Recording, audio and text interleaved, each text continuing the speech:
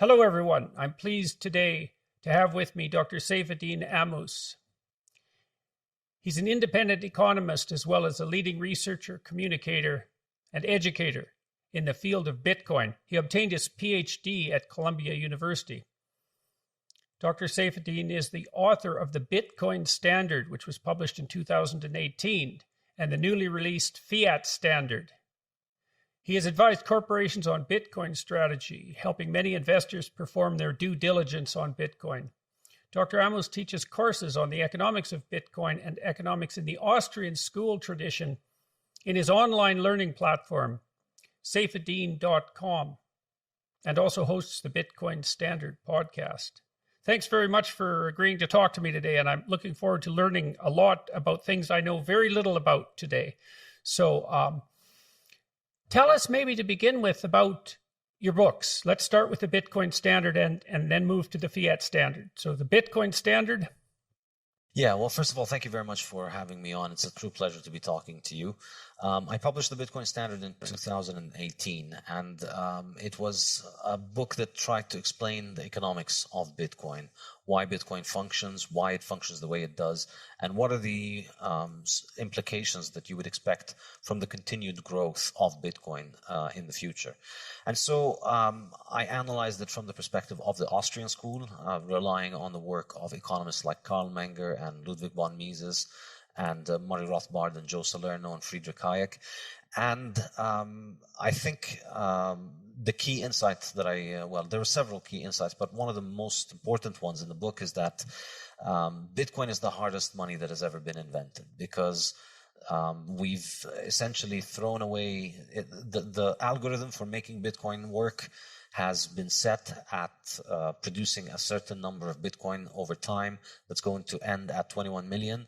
And there's no way of making more Bitcoins. And I think after 12 years of Bitcoin operating, we can pretty confidently say there's not going to be more than 21 million Bitcoin. And so that makes Bitcoin truly unique as a monetary asset, because it is the hardest monetary asset that we've ever found. Let me ask you a question about that. So why is it important that that limit exists? And what do you mean by hardest currency compared to other currencies?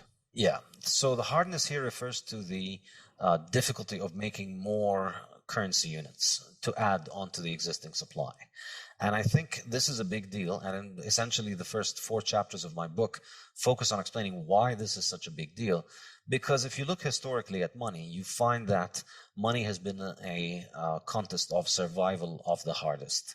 People are always looking for the hardest money available, and the ones who manage to find the hardest money manage to store their wealth in it successfully, whereas the ones who use an easy money will witness their wealth dissipate. So people will learn, but even if they don't learn, the market will brutally teach them the lesson by discounting and reducing the wealth of the people who put into easy money. So the end result is that more and more wealth will be concentrated in the harder money. And that's why historically, when societies that had harder money came into contact with societies that had easier money, the ones with the hard money were able to essentially buy up a lot of the resources of the easy money societies, because they could continue to make more of their money and therefore devalue the money and increase the supply of it. And there are many examples in my book about this.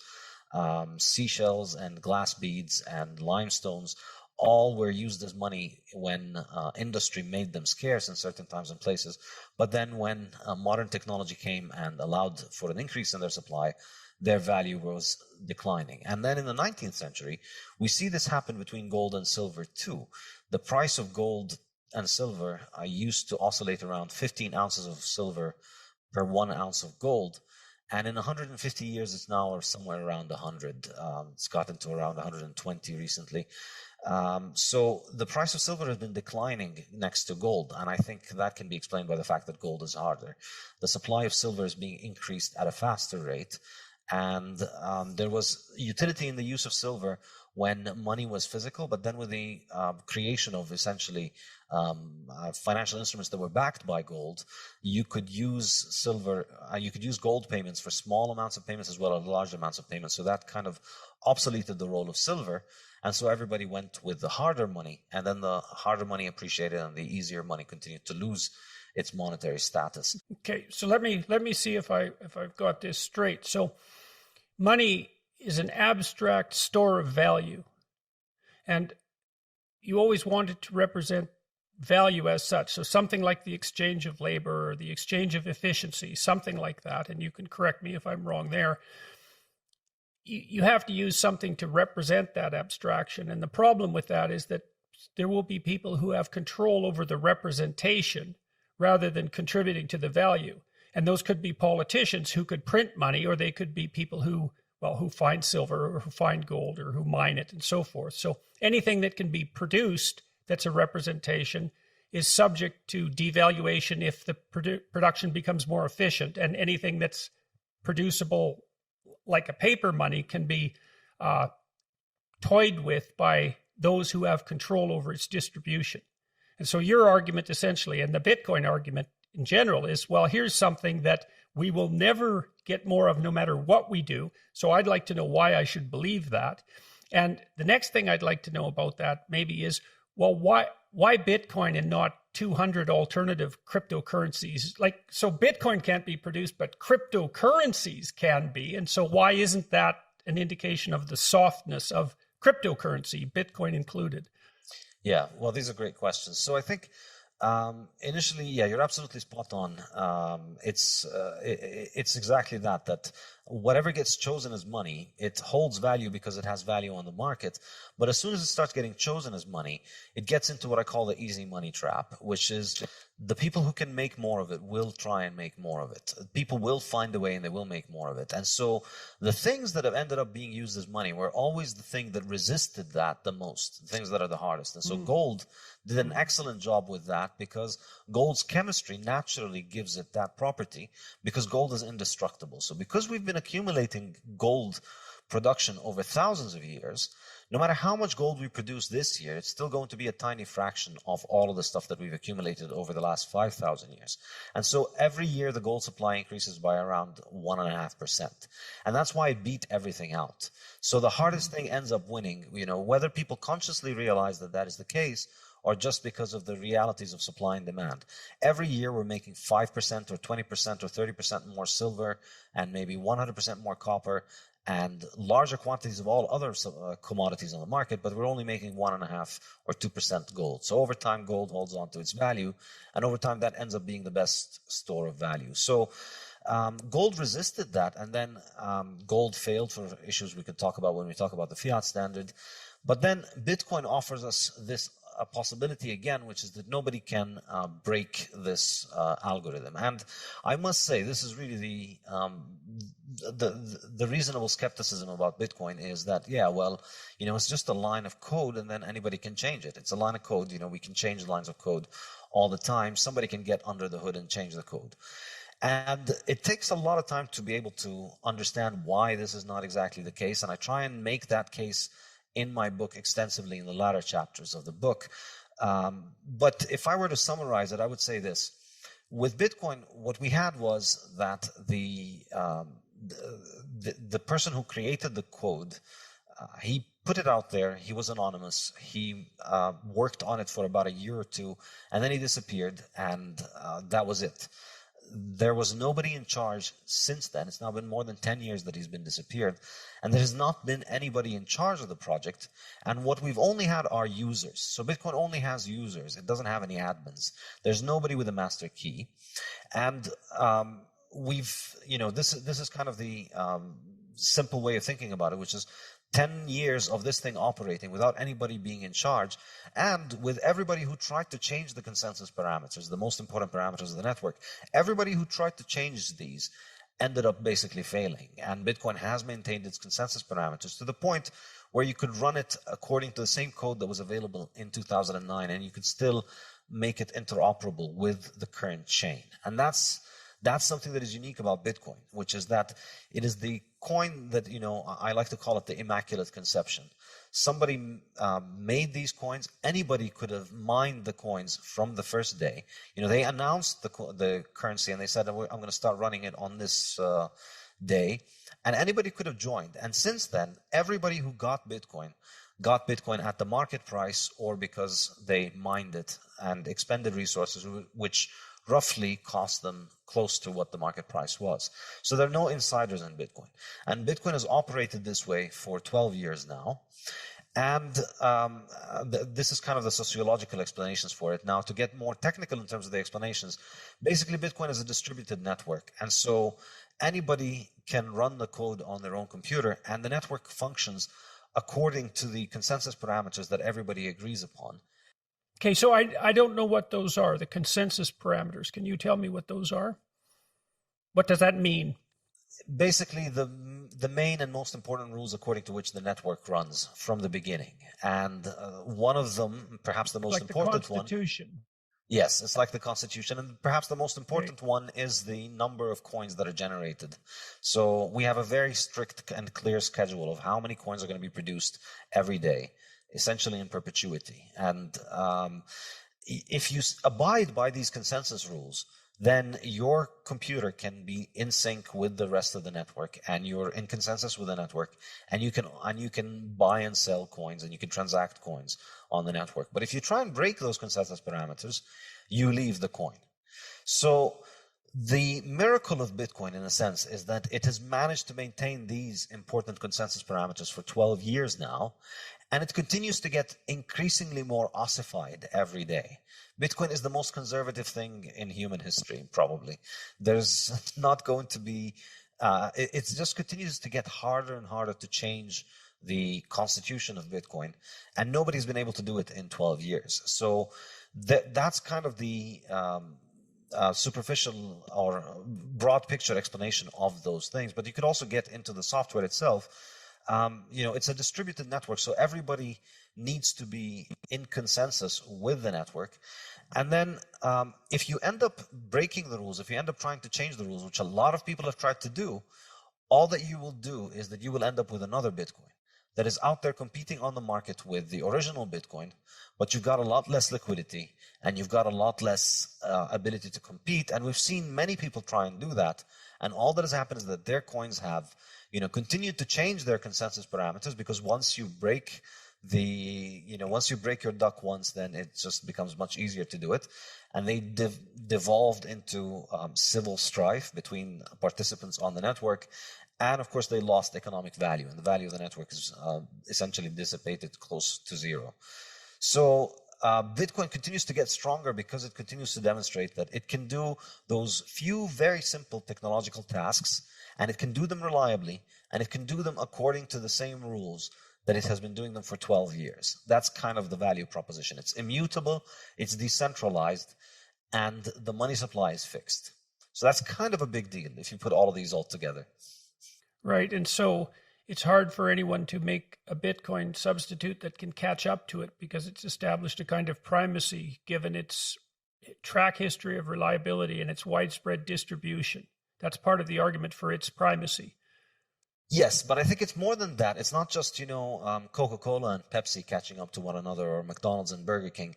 There is a fundamental issue here, which is that what you would want the most in this kind of digital currency, because after all, this is all numbers and ones and zeros, and programmers can change it. And so if your programmers can change the consensus parameters of the network, which basically all the other digital currencies can do at will, the other digital currencies, they have these hard forks which change the consensus parameters quite frequently, and particularly the successful ones, because the way that they managed to get successful was essentially through active management. And so they're more like companies rather than private protocols.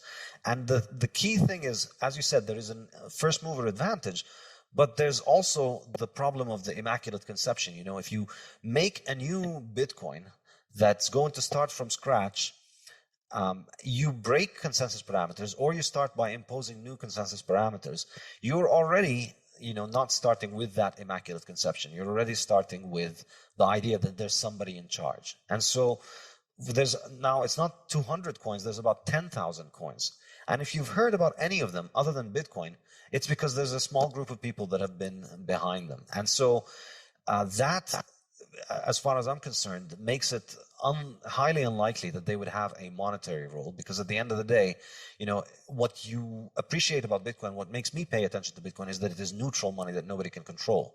So you can see two banks in two different countries use Bitcoin, because that means they don't need to resort to their own legal system and their own central banks and their own regulators in order to carry out this transaction, because Bitcoin is just neutral. They know, it's like the engine, you click the right buttons and then the right smoke comes out and it does the right transaction that you want.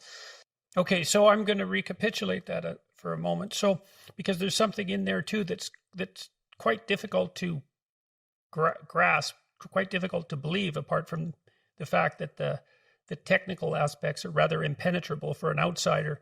The way Bitcoin came about seems like a story that's virtually impossible to believe. You couldn't make it up, right? So this unknown engineer, Satoshi, anonymous, came up with this idea that no one else had ever had, implemented it online, anonymized it, and then vanished essentially without a trace. I mean, how much do people know about him? Are we sure he's who invented it? And what the hell was he up to? And why did this happen? And why should an outsider believe any of this? Because it does seem like the plot of a bad science fiction novel.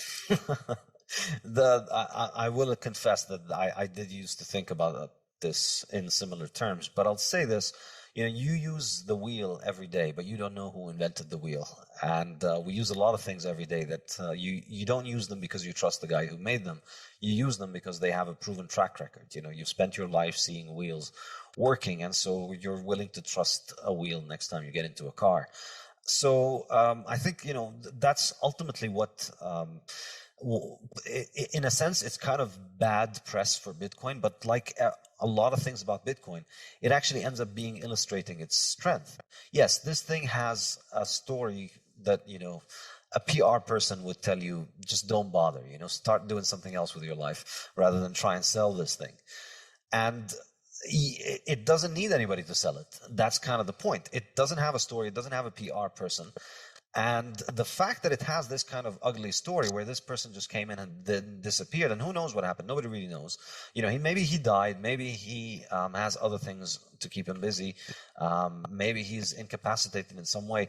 But ultimately, it doesn't matter, because even if he were to come back today, he has no ability to control the network any more than you and I can control it. He can control the code that he runs on his computer. But at this point, the project has worked 10 years without him. So there's no reason why anybody in Bitcoin is going to defer to his judgment if he were to come back. But besides this, I think the key point is that it works regardless of whether this person is part of it or not. Okay, so fair enough. I understand that. So advantages of Bitcoin, you contrast that. Oh yeah, a couple of questions. Advantages of Bitcoin over fiat currency, and that needs to be defined, fiat currency. And then I'm also curious, as an outsider, you're an advocate, I suppose, of the Austrian School of Economics, and there are a variety of economic schools, and maybe you could briefly, for everyone who's listening, outline the competing schools and what the different propositions are and why there are competing schools and why you chose the Austrian school.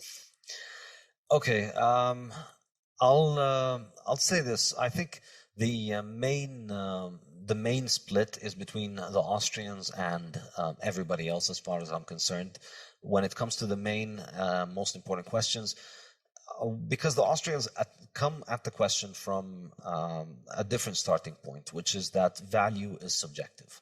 Economic value is subjective, and that then leads to a whole different intellectual path with different methodologies and different conclusions from what you get from essentially everybody within the mainstream. And when I say the mainstream, that includes neoclassical economists, Chicago school economists to some extent, Keynesian economists, and all other different flavors, and even Marxist economists. Because on the main and big questions, I think the Austrians stand on a completely different ground, which is value is subjective. So therefore, economic calculation is something that is done at an individual level, and it is something that cannot be done objectively by a centralized authority, which is the kind of physics envy that has plagued mainstream economics throughout the 20th century. So this leads to a difference in methodology, leads to a difference in conclusions, which is if once you understand that value is subjective, you realize the best person who's able to achieve the important values that matter to them is the person themselves, and so you are more likely to be sympathetic to ideas of that give individuals more autonomy over their own life in economic terms. Whereas from the other schools, it's a question of what is the optimum policy and what kind of policy should government be using. So, the questioning of the entire premise of the need for economic policy and for the need of economic management by the government is one important difference.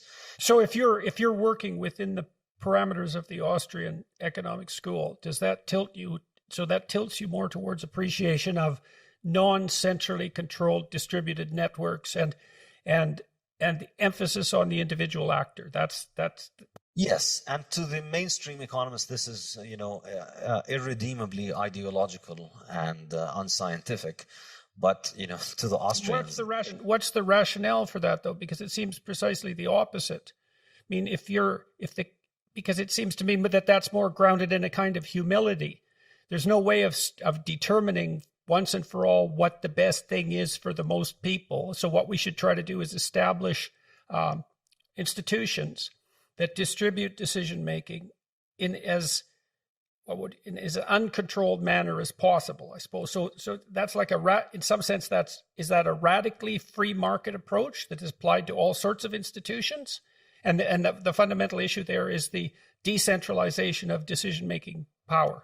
Absolutely. And this is what, from the mainstream perspective appears to be ridiculous, because in their mind, the job of the economist is to figure out how the government can fix the economy, get rid of unemployment and eliminate wage disparities and get rid of inequality and all these other buzzwords that appear to be, profound economic scientific thinking, when really is just politics masquerading as science. So how would a mainstream economist react to that kind of statement if you were playing devil's advocate to help me understand how they would criticize what they'd say is what they'd say is the Austrian school made important contributions up until the First World War to marginal analysis, but then the field advanced mathematically, with the improvement in mathematical techniques that happened around the world, and with the advancement of computers. There became so much more room for the application of mathematical and quantitative methods into economics, and the Austrian school failed to keep up with that, and so they're still stuck in the past, writing essays, shouting at the clouds, not making much sense. Whereas, the mainstream has moved on to this scientific management, which is, once you scratch under the surface, you realize there's very few differences between modern macroeconomists' scientific management and erstwhile socialist economists and Soviet economists and their conception of central planning. It's, in fact, one interesting anecdote. Paul Samuelson literally wrote the textbook on economics in post-World War II America and the world. And his Principles of Economics textbook, which first came out in the 40s or 50s, I don't remember when was the first edition, and it continued to come out until his death about 10, 15 years ago. Up until the 1989 edition, the book had continuously, when discussing the Soviet economy, the book had continuously said the Soviet economy will likely outperform the U.S. economy, and it will overtake the U.S. economy within the next few years. And there's a paper that is done that goes through all of these different editions, and as Samuelson continues to move the goalposts. They were supposed to overtake the U.S. in 68, but then by the 65 edition, they're supposed to take the U.S. in 75 now, and then new edition comes along. And I don't remember the exact dates, but they kept on kicking the can down the road while continuously, not challenging the essential idea, which is that central planning of the economy works, and the Soviet Union is going to do a better job than the U.S.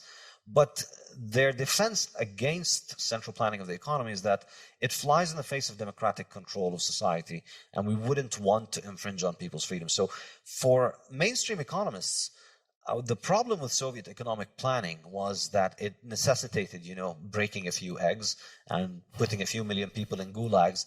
And that's why we don't want it, but it would work and it would give us more GDP. And so this continued to be published in Paul Samuelson's textbooks up until 1989 or 1990 or something like that. Students were studying this in class as the Soviet Union was collapsing. And of course, this is Fiat academia, Fiat world. The next year, they just take that section out, and they continue to print the textbooks that continue to teach kids in universities around the world today that this is how economics works. And economics is about central planning. Were you trained at Columbia as a classical economist? Yeah, I took the foundational course for economics at Columbia. Yeah. So my PhD was in sustainable development. It wasn't entirely economics, but we took the foundational courses of economics, basically. So why did you become a deviant from that, let's say? What was your intellectual journey? And I'm very curious about that. So my undergraduate background was in mechanical engineering, of all things.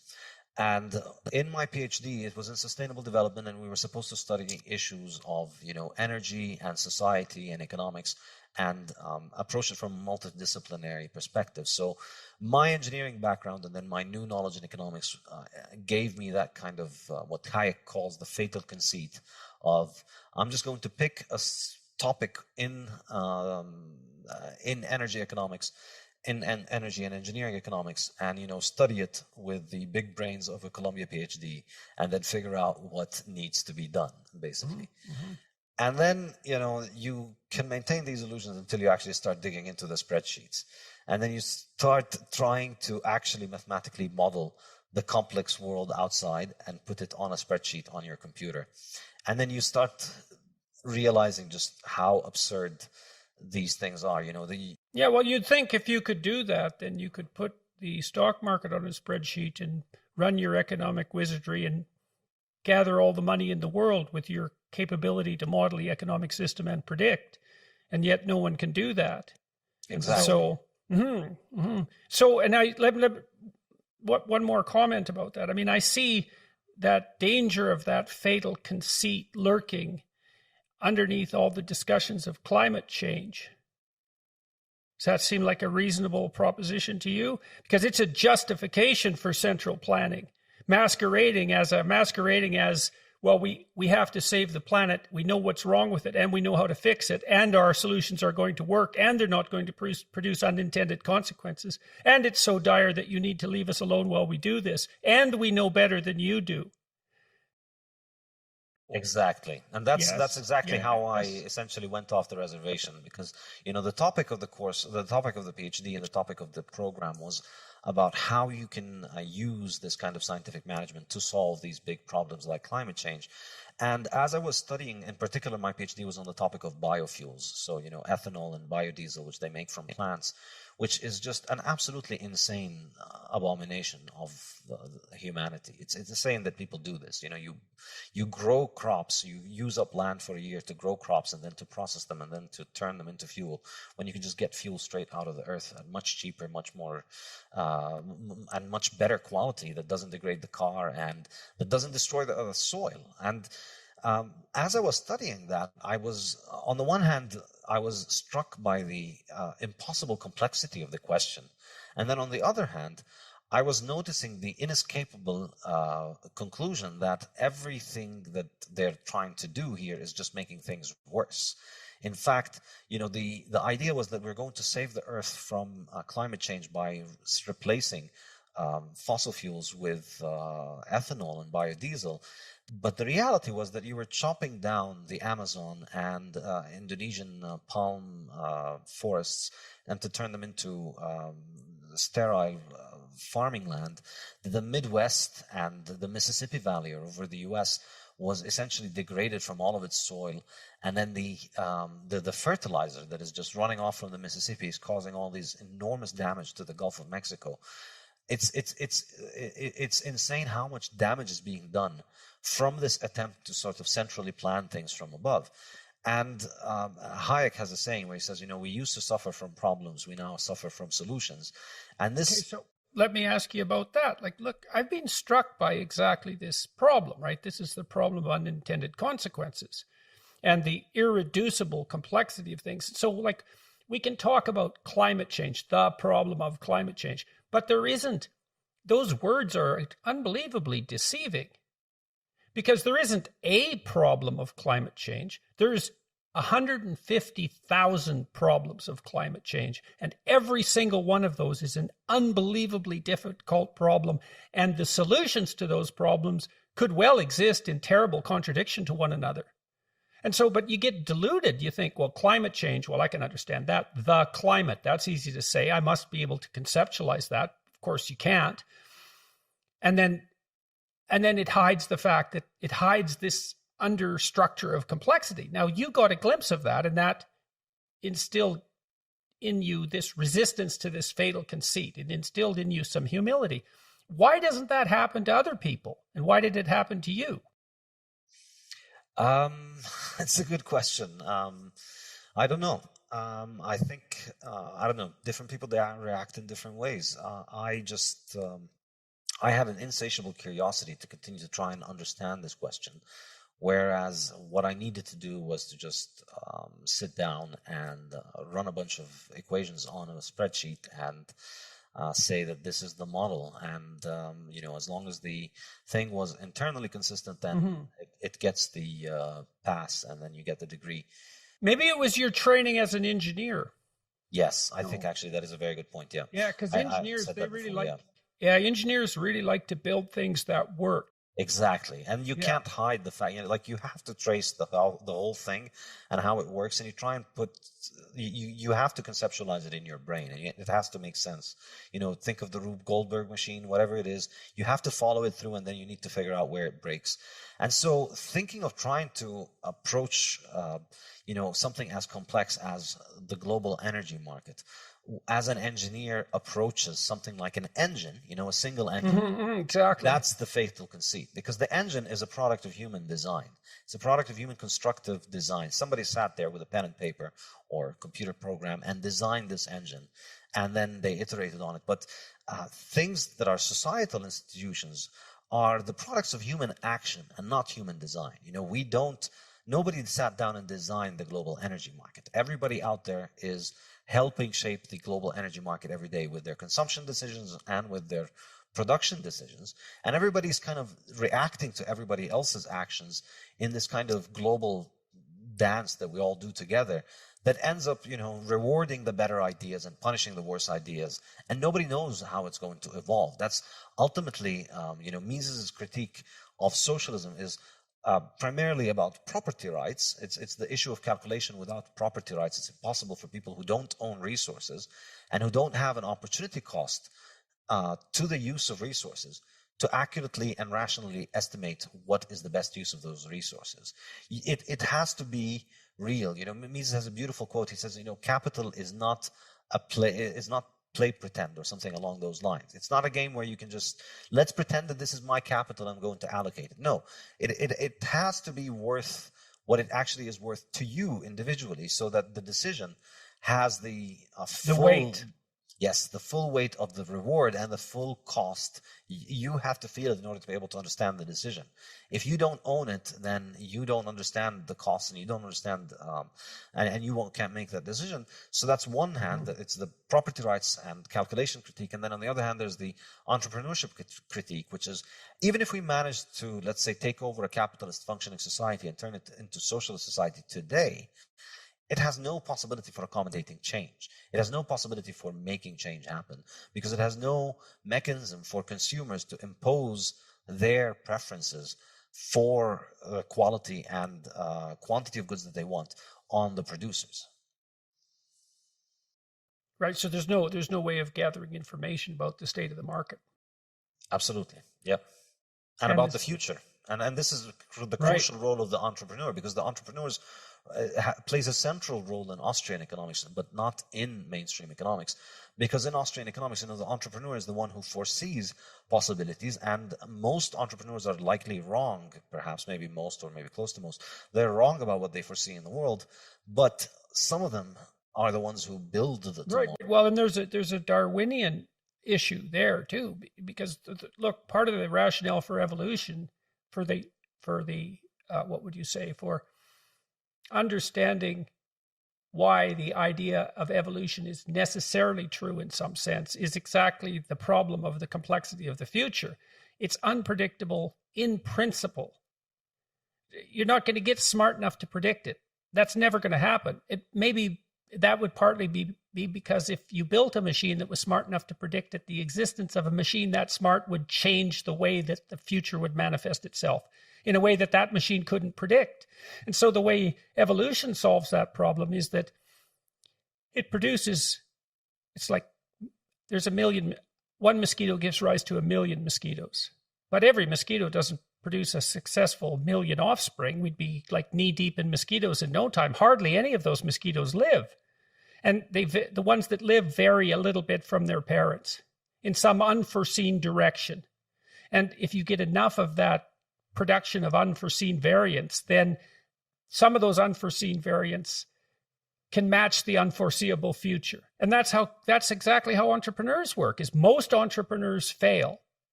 And then when you look at successful entrepreneurs, you see that most of their ideas failed.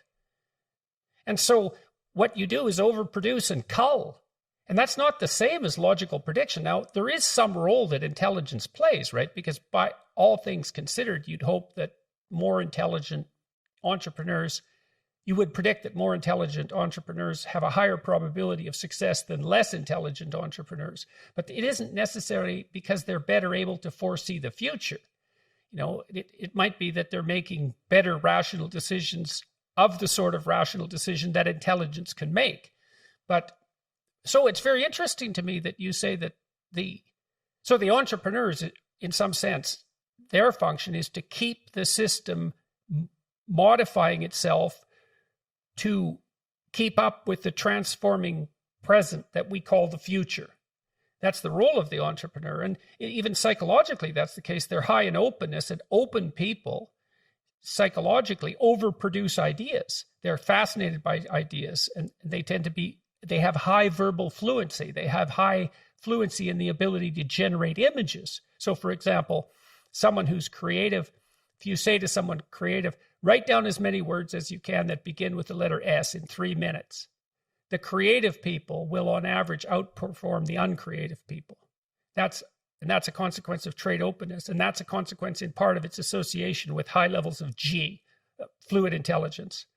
So it's just speed in some sense.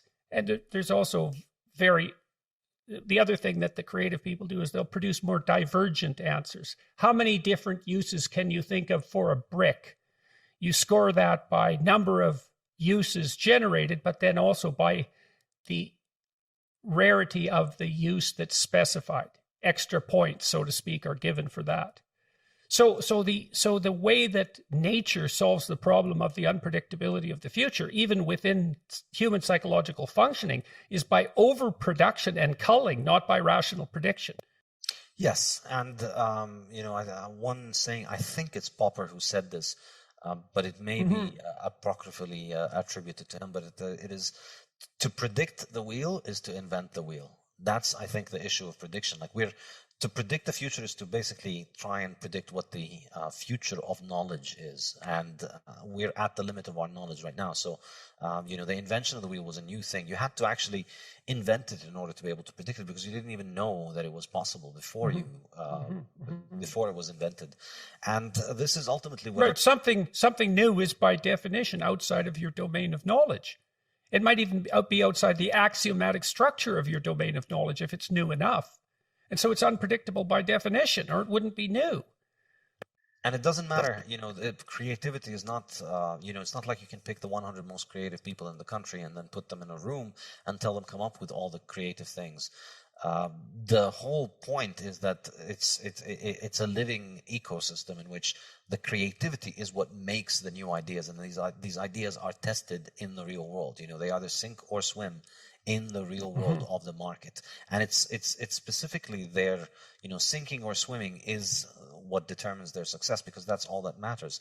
So you need those people to be out there in every field of life in order to be able to innovate in those fields. You can't just isolate it. And so a system that is built on central planning, and this is one of the critiques that Mises has leveled at socialism exactly a century ago. In 1922, he wrote his book, Socialism. And until today, I don't think there has been a single socialist that has actually illustrated their ability to comprehend this point and still disagree with it. Like they all just completely ignore it. It's not something that anybody, they grapple with his ideas on property rights, and they made some attempts to refute him and failed, in my opinion. But on the entrepreneurship point, there's almost complete silence, because there's no way that you can square the idea of letting, every workshop worker have the opportunity to create and innovate something new and try it out because they have their own money and then they start their own shop. There's no way that you can square that with having a committee that decides all of these workshops that are doing this in this line of business, all of their capital, all of their work, all of their structure, all of their everything that they do has to be decided by a central authority. Those two things are fundamentally incompatible. So we're still walking through the Bitcoin standard, at least in some sense. Shall we talk more about the Fiat standard, the book that you've just released? And so let's talk, first of all, tell everybody what constitutes a fiat currency and contrast that with Bitcoin and have at her. All right, so let me just conclude with one more thing about the Bitcoin standard and the Austrian school, because I think it's a good recap of everything we've discussed so far, which is that, practically speaking, where the rubber hits the road in terms of the difference between the Austrians and everybody else is in the free market conception of money versus the statist conception of money.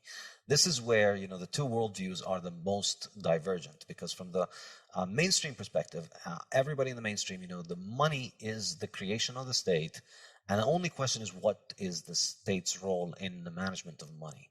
But from the Austrian perspective, money is a product of the market, and the state, the money is not the invention of the state, and the state's meddling in money is actually not just irrational in the sense of it can't succeed for all the reasons that socialist central planning cannot succeed. It's also at the root of the cause. It's also the root cause of the majority of economic problems that all economists are concerned with. So once you, and I heard your discussion with Robert Murphy, who did a great job explaining the business cycle. It's the corruption of money that ultimately leads to the business cycle. And up until Bitcoin came about, this was an interesting philosophical discussion and academic discussion. But there were very few Austrian economists, and the majority of everybody just went along with what the mainstream thought. But the absolutely fascinating thing about Bitcoin, one of the many fascinating things about Bitcoin, is that it is a live experiment in this question. Here we go. We have a form of money that is not produced by the state, not regulated by the state, not controlled by the state. And it's functioning as a form of money. And it tests, its continued survival refutes the state theory of money, and perhaps even more deliciously, it refutes the inflationist theories of money, which all of these other schools are inflationists. They all argue about how much the money supply should increase and how should the money supply increase and who should be in charge of the money supply increase. But none of them has ever questioned the fundamental proposition, which is the money supply should not increase, does not have to increase. And so why do they presume that it should increase? Intellectually, the whole field is shaped from the perspective of how should the government manage the money successfully. And so there's no way that you, as somebody who's getting paid from the increase of the supply, there's no, the Overton window of acceptable answers for you through self-censorship, more than or intellectual capture is, how do we increase the money supply? But if there's no money supply increase, you most likely don't get a salary because your job is linked to that printer. And essentially, I think a less charitable interpretation by an Austrian economist of a mainstream economist is that they're essentially court jesters for the inflationary central banks. The central banks need an intellectual apparatus that gets on TV and says, we have to print all of this money in order to prevent unemployment from happening and to prevent bad things from happening. But really, I think, the bigger story here is the money printing, of course, is highly lucrative for governments. And so, of course, governments are highly favorable of people who want that. So Bitcoin is powerful in this regard because economically it's succeeding, And intellectually, it's succeeding as well. I think it's a massive challenge to the mainstream economics establishment. Their complete inability to explain it or to try and present a coherent explanation for why it behaves the way it does or why it grows is absolutely astonishing. It's been there for 12 years. It's worth $1 trillion right now. And the vast majority of university professors will tell you, oh, it's just a tulip. Somehow they're convinced that the fact that, agricultural product prices went up for a few months in Amsterdam in the 17th century somehow invalidates the fact that we have a form of money that travels internationally and is hard and is completely outside the control of the state. It's argument by soundbite almost. They haven't even given it much thought because there's not much to say. It's argument by dismissive analogy. Yes, which is very common also in the climate change discussion, as you always notice. Yeah, you see, it's not that I spend a lot of time looking at the climate change literature and considering solutions for various reasons. And I can never stop being more afraid of the solutions than the problem. And it's not like I'm not afraid of the problem. It's conceivable that human activity is producing global climate change. And I think the evidence for that seems to be relatively robust, although how economically consequential that will be is subject to tremendous debate because it's prediction out 100 years or 50 years. And like, good luck with that, boys and girls. But the solutions terrify me. So, and in fact, I discussed this in the Fiat standard. Okay. I use this as an example of how Fiat corrupts the planet, basically. So in the Bitcoin standard, a lot of Bitcoin standard was about government money, but you could always say more because it's just been so enormously important over the last 100 years. So in the Fiat standard, I take the same kind of analytical lens that I used in the Bitcoin standard to look at Bitcoin, which was, when I started writing that book, it was this obscure thing that only a bunch of weirdos on the internet had heard about. And I tried to kind of come at the same, with the same kind of lens at the fiat system and trying to ignore all the hoopla of a century of propaganda and academic work. Yeah, well, sorry, your discussion already has made me aware of all sorts of axioms of my thought that I didn't know I had. So, for example, I basically just accepted, in some sense, on faith, the idea that money is the government's, fundamentally.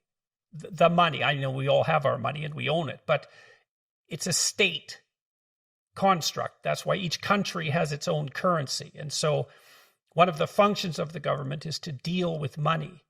And the idea that you could abstract that away from the government, any conceivable government, conceivably forever, or at least forever as far as we're concerned, it's hard to wrap my head around how radical an idea that is. I don't know what that would mean if it was actually true.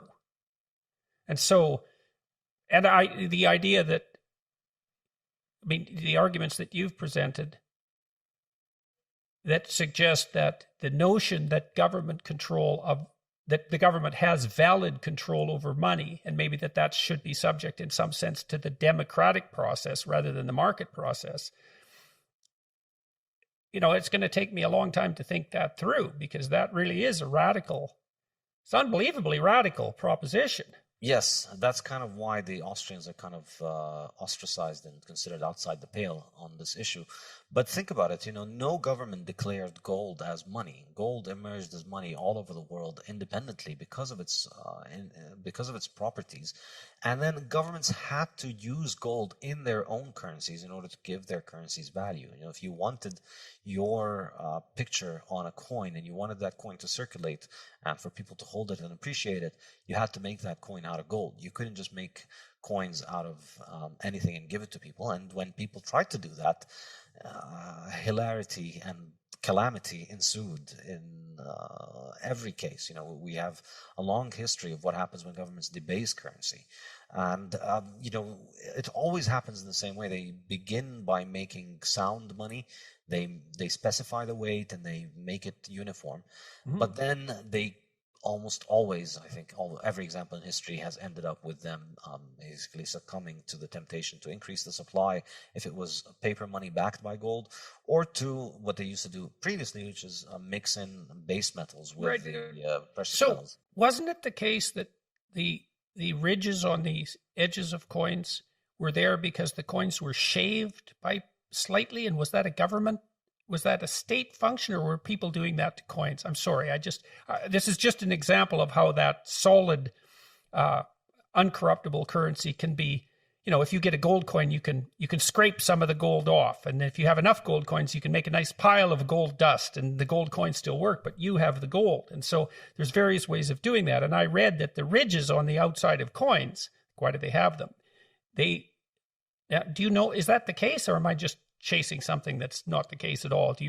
I think I've heard stories like that. Yeah, there's so many stories historically of governments finding creative ways of debasing their currencies. The most common one is, oh no, some people are making fake currency, so give us all of your currency so we can mint it again into a new form so that we can make sure that it's right. And then you get your currency back, and then it has 5% less gold than it used to have. That was kind of the quantitative easing that they did before, and that they take some of that gold for themselves.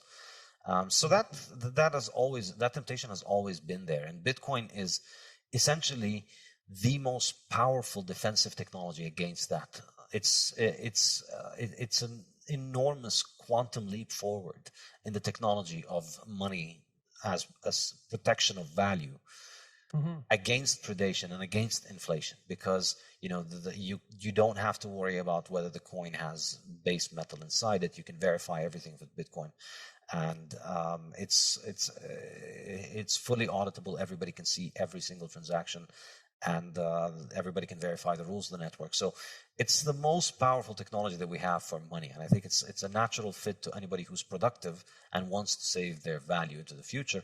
And it's not just a fit for them. I think the beautiful thing about it is that it's a great reward for them. It's a great reward for those people to go and save into the future. And this is why I think Bitcoin is so transformative to the individual, because it gives you a better way of saving for the future. And I think this is something I discuss extensively in the Bitcoin Standard. I think that's highly related to the time preference of individuals, which is an enormously important topic. So historically, all throughout human history, we're always moving to a harder money because we're looking for a better form of money. And that culminated by the end of the 19th century with everybody in the world being on the classical gold standard. Basically, the entire planet was on the same currency. One money chosen on the market, very hard to produce, holding on to its value, offering anybody in the world the ability to save for their future, essentially for free. You get paid in the coin, you keep the coin safe, and then 20 years later, that coin is not only held on to its value, it's likely appreciated more, because in those 20 years, we've made more cars, more houses, more apples, more oranges, more everything, but we haven't made a lot more gold. So the gold coin remains valuable. And so historically, you see this has coincided with a decline in interest rates, which from the Austrian perspective is a measure of time preference. Time preference is what determines the interest rate. And time preference is the degree of discounting for the future. So effectively, as long as we're using harder and harder money, we're being able to provide for the future better. And that's reducing our uncertainty of the future. Now you can be fairly confident that the money that you worked for today, that you can save it and it'll be there for you in 5 years' time. Well, you start thinking more about yourself in 5 years' time. And as our technology for money has improved, and as our ability to save has improved, our time horizon has expanded. Our time preference has dropped. We start thinking more and more about the future. That encourages us to save more, to invest more, and then that leads to capital accumulation, which leads to the increase in productivity. And I think the whole world was basically lowering its time preference until the early 20th century. And then in the early 20th century, this is kind of the central argument of the Fiat standard, by switching to an easy money, where now, in the 20th century, we moved to government money, which has been increasing on average, I calculate, at something like roughly 14% a year globally. So you move from a money supply that's being inflated at 1 or 2% as the average human being in the world. You had that same gold coin. Now you're stuck with your government's local scrip that is inflating at On average, 14%. Some people have witnessed 200% inflation. Okay, so that on average, so you said worldwide, if you just took Western democracies into account, say relatively stable societies with relatively admirable forms of government, what sort of inflation rate are you looking at? Do you know that? Yeah, I've done the numbers in the Fiat standard. Okay. The lowest averages you'll see are in the US, Switzerland, Denmark, and Sweden, and they're about 6 to 7% per year over the last 50, 60 years. So that's really as good as it gets for Fiat as a kind of average. So you're constantly, at 7%. So you need a return of 6% or 7% just to keep up. Basically, yeah, and 7% is not nothing. 7% means you basically lose half the value stored in 10 years, and that's 7%. That's in the good cases. There are countries that have had an average of 200% because they had years in which the money supply went up tenfold within 1 year, and that has happened. So you think about the examples of people living in hyperinflationary societies, and I used to live in Lebanon until recently, and you see that when the currency collapses, think about the stories about Weimar Germany or about any Latin American country or Lebanon or Zimbabwe. When you hear about their inflation, the stories are of people that have been reduced to very, very, very short-term thinking. Your money, you get paid on the beginning of the month. Your money is going to be worth half of its price by the end of the month. So you get paid and you run straight to the supermarket. I remember I was a kid growing up in Brazil, and I remember that, on the first day of the month, the supermarkets would be overrun and there would be people fighting and things would be crazy because everybody's trying to get things now before everybody else gets their paycheck and buys everything and then bids up the price. So your time horizon is shortened when your money is losing its value. Okay, so let me ask you a question about that then too. So one of the problems that the people who are concerned about the environment and about global warming are trying to solve is they're trying to increase our sense of caring for, let's call it the planet, the environment, right? Global concern. Think globally, act locally. You're supposed to be taking all these other things into account and not consuming like a madman and despoiling the planet. But implicit in your argument, as far as I can tell, is that if you stabilize the currency so it can't be inflated and you make people's time horizon much longer, that they're going to be concerned about a far greater variety of things that are distal from them, like the environment, because they're now able to do that instead of having to fight for short-term emergency survival continually. Exactly. That's it. So the more capital you accumulate, the more you can provide for the future, the more you can secure the present and start thinking about the future. And the more you care about the future then, in some sense, or can care about it. And you think about it like the fisherman who's able to move toward building a fishing boat and a fishing rod. They're able to now rest assured that any day they just need a small amount of time to go out and catch the fish. It's not like the days when they had nothing and they had to try and catch them with their hands every day, and so some days you might not be able to even catch anything. So now your survival is more secure, and so you start thinking more about the future. And money is an incredible technology for that, for lowering our time preference. That's kind of one of my central arguments in the Fiat standard, that money is the best mechanism we have for moving value to the future. Because, you could save a fishing boat and you can save something else, but you don't know what's going to happen in the future. And you don't know if you want to move away from where you are. Money itself is enormously important because it's very useful. You save some money and then it doesn't matter what happens in your town, you take the money and you can go away. So it protects you against the uncertainty of the future. And when that money is compromised, your ability to think of the future is massively compromised as well. And I think, the hyperinflationary examples are an extreme example of that. But I think the 20th century itself was one global slow train wreck of watching humanity's time preference rise as, generation after generation of people all over the world witnessed their currency devalued. Everybody saw it. There isn't a single people in the world that has escaped this. It doesn't matter if you live in Western Europe or Africa or Latin America. Everybody has been screwed by inflation in the 20th century. And everybody has a story in their family about somebody who saved up and worked hard and diligently, and then one day they woke up and all of their money was gone, and all of the wealth that they worked for was gone. Everybody has gone through this, and it leaves a mark. It leaves a mark. It tells you, don't be the sucker who saves for tomorrow, because you missed out on. You see, like in Weimar Germany, you think about the people who were punished by that hyperinflation. Those were people who were productive and who had foresight, because they put away something for the future. The ants were punished, not the grasshoppers. And that's a terrible thing to do to a society, to take the most creative people who also have the ability to delay gratification, and then to just cut them off at the knees for daring to do both of those things. You couldn't do a worse thing to a society in some sense than that, to punish people for creativity, productivity, and the capacity to save instead of the pursuit of impulsive pleasure. So it is really a catastrophe. And so it absolutely is. And maybe that's not much improved when it's a slow train wreck rather than a quick one. I mean, who knows, right? So, all right. Yeah, so, I mean, the speed has varied, but I think this has been the story of the 20th century. And on the flip side of it, which is kind of the two sides of the story that I tell in the Fiat Standard, on the one hand, you had individual productive people and businesses having their wealth robbed from them continuously throughout the 20th century because it's constantly devaluing. And on the other hand, you had government bureaucracies being given essentially unlimited financing to do whatever they want because they were connected to the printing press. And all that you needed was to just have the right story in the ear of the right person to get the printing press to run for you.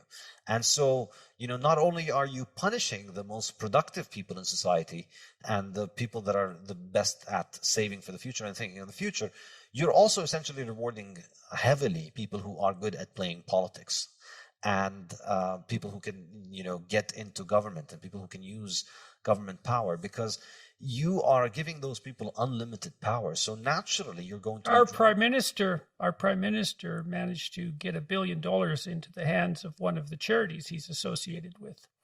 Yes, I've heard of that. Your prime minister has been an excellent lesson in what happens when seemingly idealist people with beautiful sounding cliches get into power and then have that power foisted upon them, and then they see a great opportunity to capitalize on that to their own benefit and to their own aggrandizement. And all the while justifying it by reference to the moral standards they hold that exceed those of everyone else. Absolutely. And then, you think about it first. So there's the aspect of the corruption, of the fact that, playing politics pays. But then there's the other aspect, which, to go back to the energy discussion and the food discussion, which I discussed in the Fiat Standard, these markets then become heavily regulated and influenced by a government that has an infinite printing press, to the point where they've been made almost dysfunctional at this point. So if you think in terms of energy, we've had, and in both energy and food, the current hysteria that you hear around, oh no, we're going to boil the oceans because we're driving cars, or we're going to boil the ocean because we're eating cows and cows are farting, and 4.5 billion years of Earth was doing fine until the cows started to fart, and now the whole Earth is going to hell. Both of these hysterias, incidentally, have their roots in the inflation of the 1970s. It was when the prices of food and energy rose in the 1970s that all these cranky, kooky ideas about Earth punishing us, and there's not enough resources for us to be able to live, and we need to limit the global population, and we're destroying the Earth. All that stuff started to come about in the 1970s, and it was highly politically conducive at that point. It was likely to be popular because it was providing a very useful alibi to the government when it comes to inflation. The reason we're witnessing massive increases in the price of oil and food has nothing to do with the fact that your currency is being printed and debased. It's because we've reached the natural carrying limits of the Earth, and we're going to boil the oceans, and we're going to destroy the planet. And so, you need to repent by moving away from consuming hydrocarbon energy, oil and gas and coal and all of those things that made our modern world, and the things that are the reason that we have our modern world and modern technology. We can't live without them. They're 80% of energy consumption around the globe, and that's not declining in any meaningful sense anytime soon, unless we want to go back to pre-industrial societies. And so, by fiat, we've we fought these energy sources for 50 years and subsidized these feel-good, essentially pre-industrial, unworkable technologies which rely on biomass. So biofuels, that's an example. You're burning plants like your ancestors 500 years ago had to do in order to survive. Or wind, which again, your ancestors could use occasionally, but it didn't build them. It didn't build them Apple computers, and it didn't build the internet. And solar energy, which also we've always used, but again, it won't build you a car. In order to have all of these modern conveniences that we have, we need those energies. And people in the fiat world are completely dissociated from this reality. They almost want to overrule thermodynamics by fiat. That we want to have the same cars, better cars, but we don't want them to run on fuels. We want them to run on wind and solar and all that. And the result of that, I think, when I was doing my PhD, I saw this for the grift that it was, and I was not interested in it intellectually because, who cares? A bunch of people like Al Gore are going to become billionaires from this, but, a lot of hucksters get rich in a lot of ways. No reason to get worked up. But now I think I'm beginning to realize this is actually a serious threat to industrialization and civilization itself. I mean, our planet will witness massive catastrophes and calamities if we have a serious reduction in the consumption of these energy sources, which, plants are being decommissioned all over the world based on the idea that we're going to be replacing it with wind and solar. And the result is energy prices are rising massively, and energy is becoming less and less reliable, and you're witnessing more and more grid failures. Yeah.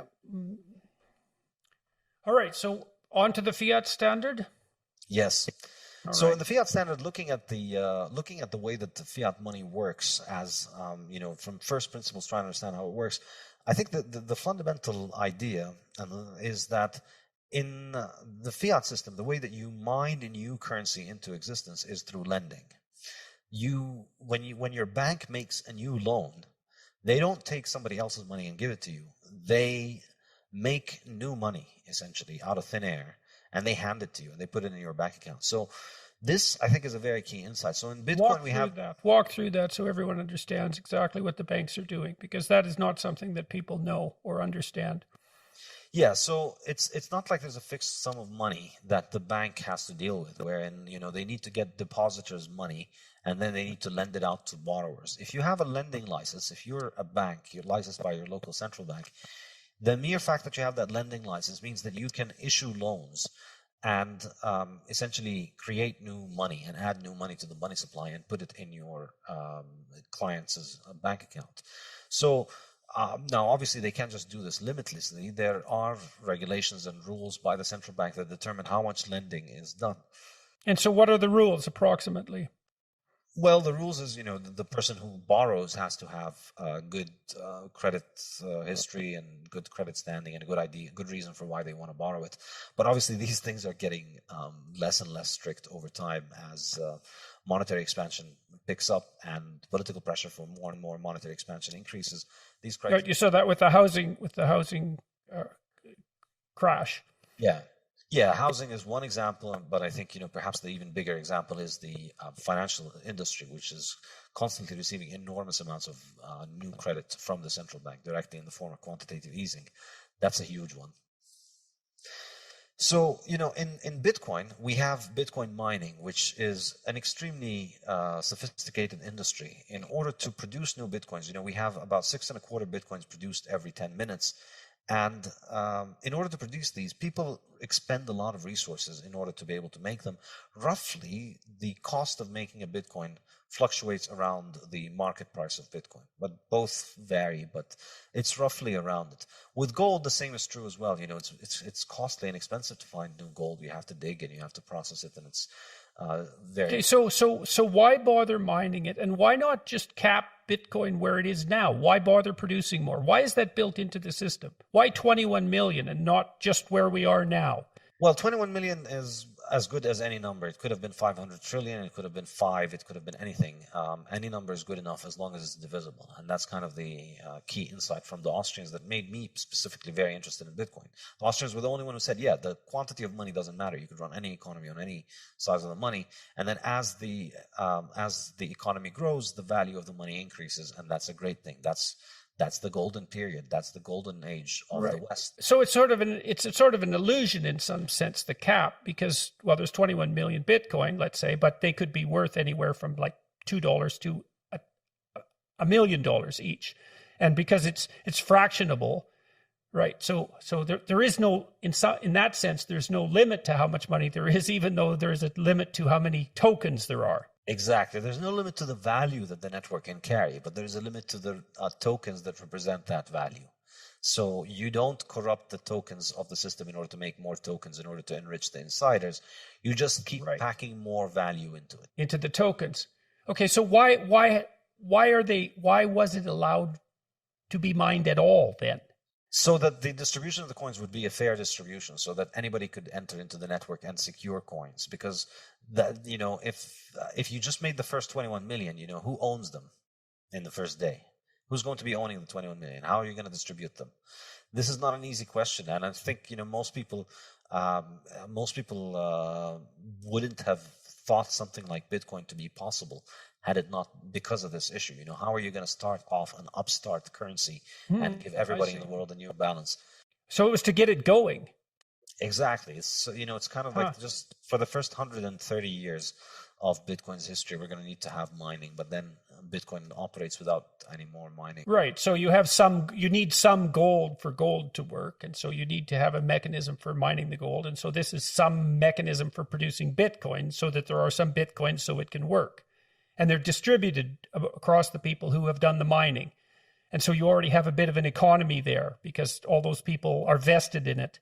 And it's completely open and perfectly competitive. Anybody in the world can mine. Anybody can bring their computer onto the network and mine and, benefit from the mining. And it rewards only the most successful miners. It rewards only the most economic miners because it has this thing called the difficulty adjustment, which is my favorite part of Bitcoin. It's really the magic glue that holds Bitcoin together, and I discuss it in the Bitcoin standard and in the Fiat standard. What happens is that if more miners try and mine copper or gold or silver, you end up with a lot more copper or gold or silver. But with Bitcoin, the more miners that get into the network, you still get the same number of Bitcoin as was predetermined earlier. But the difference is that you don't get, but it just gets harder for the individual miners to get into the network. So it's more like a sports competition wherein there's one trophy, and then the more competitors get in, the trophy just gets harder to win. It doesn't get, you don't get more trophies handed out. So how in the world did Satoshi figure this out? How did he? I don't understand how he could conceptualize this. It just doesn't make sense to me. It's an incredible work of genius when you think about just the amount of expertise that he had to have in different fields of knowledge to bring this monster together is absolutely astounding. Yeah, well, just the conceptualization to begin with, let alone the implementation, the engineering implementation. To be fair, I mean, it wasn't like he invented this problem. It's a problem that had been around for many decades. People had been trying to build a digital form of money for decades. Since the 1970s and 80s and 90s, there have been attempts to do something like this. And the different attempts to produce something like this always came up against a technical problem called the Byzantine generals problem. And then Satoshi figured out a solution to it through the proof of work system, which is absolutely astounding. So tell me about that. That sounds, if we can do that without deviating too much. So what is that problem and how did he solve it? Well, the problem is essentially about how to get all the different nodes on the network to agree on the same version of what's going to happen together. How do they all agree without having a central command authority? That's really the issue. And why was that the Byzantine generals' problem? ashamed to say it, but I'm not very much up on my history. I'm not sure where the history of the term comes from. Okay. Well, I won't torture you with that then. But he solved the problem of consensus verification without a central authority. Exactly. And the way to do it was to have this expensive ritual called proof of work being performed before any of the members of the network proposes a block of transactions to be added onto the record of transactions. So Bitcoin is, it's a record of transactions that exists over tens of thousands of computers. And the issue is how do you make sure that people don't put in fake transactions in this record? Well, the way he did it was that anybody anywhere in the world could come in and propose new transactions. But in order to have your transactions added, you must first solve this problem, this mathematical problem, the proof of work mathematical problem. And that's actually expensive to solve. It takes your computer running for many, many hours to be able to try and figure out the solution to those things, and for it to get lucky once every 10 minutes. So you have to spend serious money in order to be able to commit to make the claim of the new transactions. And so once it's like if you just allow everybody to present their record of transactions, then there's no mechanism of coordinating between everybody. Whose record do we pick from all those thousands of people? But if you put currently, the reward is about 6.5, 7 Bitcoin, so that's about $350,000. The Bitcoin network is giving out $350,000 every 10 minutes. You can have them as long as you provide the proof of work solution, which roughly costs you around $350,000, more or less. So how do we make sure that we can all agree on this? All the members of the network, we don't evaluate any claim for the transactions. We only evaluate the claim that has done the work and that has spent the money. So why would someone make that claim then if it's so difficult? What's the advantage to that? You get $350,000. You get 6 or 7 Bitcoins. And how is that related? That's the mining process. That's the mining. That is the mining process. That is the mine. Okay, good. Okay, exactly. Now I got it. That's the mining process. Exactly. So to mine new Bitcoins, you have to solve that problem. So this is why it's portrayed as mining. It's like those computers are digging in the ground trying to find the solution of the mathematical problem. It costs money to be able to arrive at that solution. On average, around $350,000 currently at current prices. So that's in order to be able to make a claim to get that, your claim doesn't get looked at unless you've solved the problem. And it's very cheap for everybody on the network to see that you have the right solution to the problem, but it's very expensive to arrive at that solution. So the solution is like this very difficult key to find, but once you've found it, it's trivial to verify that this is the right key because you just put it in the lock and it works. So it's instantaneous and very cheap for members of the network to figure out that this thing is correct. So you set up this massive hurdle, essentially. If anybody wants to come and get this reward, they first need to spend... Why wouldn't they just buy Bitcoin? It seems to me to be a lot simpler than mining it. Then if it costs $350,000 to make $350,000, why bother with the mining? But, you said it rewards more efficient people.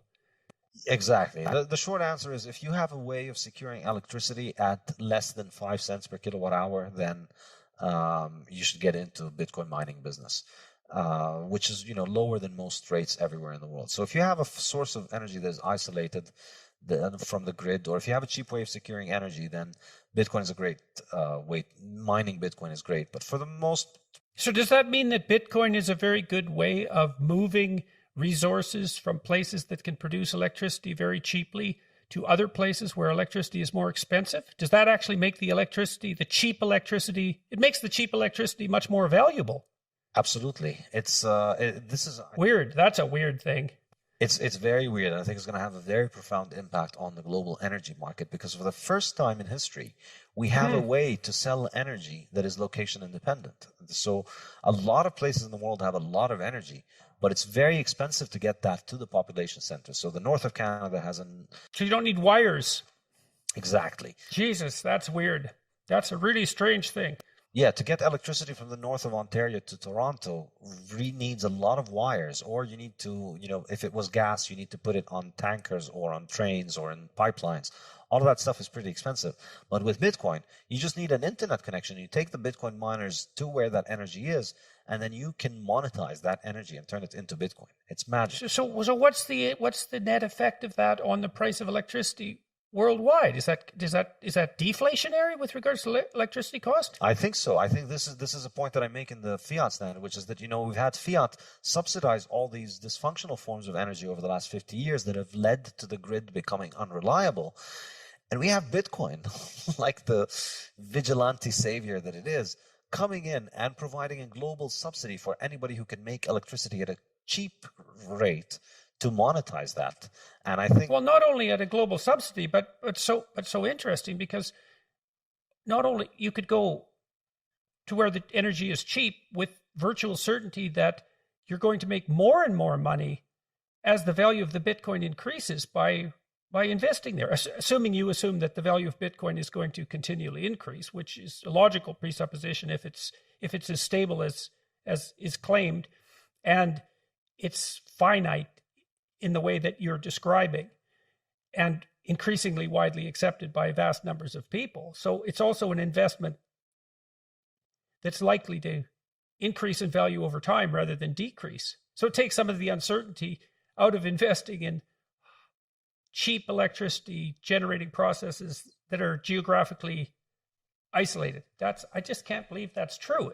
It's amazing that I think I must be misunderstanding, because it seems like you can move the value of the electricity magically without any of the problems of transportation.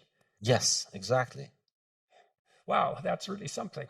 Okay. And in terms of, think about it in terms of independence, I think the implications are pretty good, because if you have an energy source, it becomes far more sustainable to be able to exploit that energy source if you have a steady way of monetizing it. So I think it can help people get off the grid. It can help people become more independent. You have your own energy sources, and you have your own a monetary system that you use to trade with the rest of the world.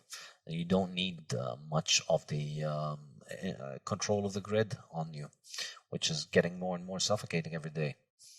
Yes, and as this idea that we're despoiling the planet, and our technical activities, our industrial activities, our high standard of living, all that's immoral because we're doing immeasurable long-term harm to this pristine biosphere.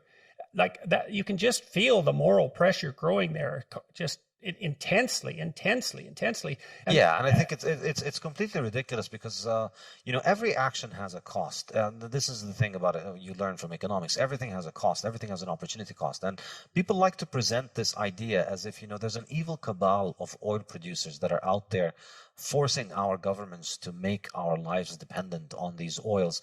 And what we need to do is to just have the political will to transition to these more advanced forms of energy that are going to save the planet. And it's just completely ridiculous. Well, people don't understand. Like, people don't understand things as simple as the fact that there's a finite amount of solar energy that falls on a square yard of territory. That at that basic level of physics, it's just, well, the sun is an inexhaustible source of energy. It's like, well, that's true, but practically speaking, that's not exactly the issue. Exactly, because what you need is the power. What you want is to convert that high quantity of energy into high power, which is a lot of energy over a small, short period of time. And to do that, this is really understanding that what humans look for is not energy, because energy is everywhere. There's sun and there's wind and all of that stuff. But being able to channel that in order to use it in high power applications, that's what makes everything that we value possible. That's what makes surviving the winter a breeze for the vast majority of us. This is why we have our modern life. This is why we have transportation, is because we have high power. And the way that we've managed to secure high power, the way that we've built our world, is modern hydrocarbons. And so the thing that people who are afraid of carbon dioxide need to present is, they need to make the case that stopping hydrocarbons is going to have such a noticeable effect on the the that it outweighs the benefits of taking humanity back to the 1500s. They're not going to do that, because, like, you look at how this works out, is that we're trying to calculate the economic consequences of climate change and the economic consequences of our interventions over this has to do with the time preference over, say, 50 to 100 years. But the errors in your measurements and your predictions grow and grow and grow as you move out decades into the future. It's that those justifications will never be forthcoming. They're technically impossible. And so it does go down to basic principles. It's like, do you believe this is a problem that can be solved by intelligent, well-meaning people who are doing central planning? And I've toyed with those ideas and worked on UN committees that are devoted to what are the UN Millennium Goals. And I looked at how that central planning was done. And that's an interesting story in and of itself, because it isn't even cabals of experts. So this committee I was on was composed of, ex-presidents and prime ministers and people like that from all over the world. And so you think, well, they have some political and economic expertise.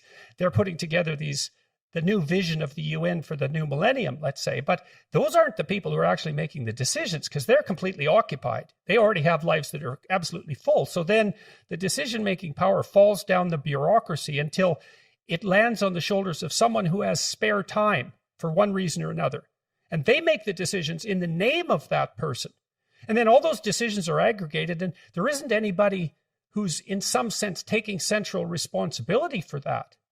So the document that I worked on to begin with looked like it was written by people who were stuck in the 1980s. It was all Cold War ideology, essentially, the Northern Hemisphere against the Southern Hemisphere. And so we just stripped all that out. We just took it out. And the reason we were able to get away with that was that we rewrote it. And no one else wanted to rewrite our rewrite. And so it just stuck. And then there was these 200 millennial goals, essentially. And I looked at that and I thought, well, why those goals? And the answer was, well, there was constituencies of interest for each of those goals. And then I thought, well, we need to rank order these, because there's no bloody way we're going to do all 200. And there was no rank ordering. And the reason for that was it would upset all the constituencies. And I thought, well, you get this weird aggregation of things we need to do. And then the impossibility of rank ordering, that means you don't have a priority. Like, what's the most important and how do you decide that? Well, that problem just wasn't addressed at all. And so it was an object lesson in how these sorts of things work. It was central planning, but it was so dysfunctional in some way. It's not like, it's partly because there wasn't anyone in the world who had enough intelligence, enough knowledge to make those sorts of decisions. No one exists like that. I'm going to stop with that, but yeah, I think the ultimate issue, I think, in these things, I'd go back to Mises' point, which is that none of these people is making calculations with opportunity cost. That's the great thing about the fiat world, is that everybody has essentially a fake fiat job wherein they get paid regardless of actual results. In the fiat world, results are optional, because your money doesn't come from the customer for many of those people. Their money comes from the money printer, from up above. So it's not about how you serve the customer. It's about whether you do the things that the people providing the funding. Right. So it's dissociated from the actual environment, because the consumer is the actual environment. The consumer is an actual living being. And if you're serving the consumer, then you have nature there as your witness and your judge. And then there can be all sorts of intermediaries between that, which is what you're discussing. And then that moves the producer away from feedback from the consumer. And it corrupts the signal.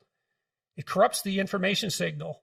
Okay. Precisely. Okay. And that's kind of the other central point in the fiat standard. So on the one hand, you're robbing people of the purchasing power. On the other hand, you're putting the decisions about people's lives in the hands of people who essentially face no opportunity cost. And they have these jobs regardless of whether they perform them, because they're linked to this magic printer that continues to finance them. So they don't lose their job, and they always can continue to do whatever it is that they're doing, and facing no accountability. And the impact across life, I think, is enormous.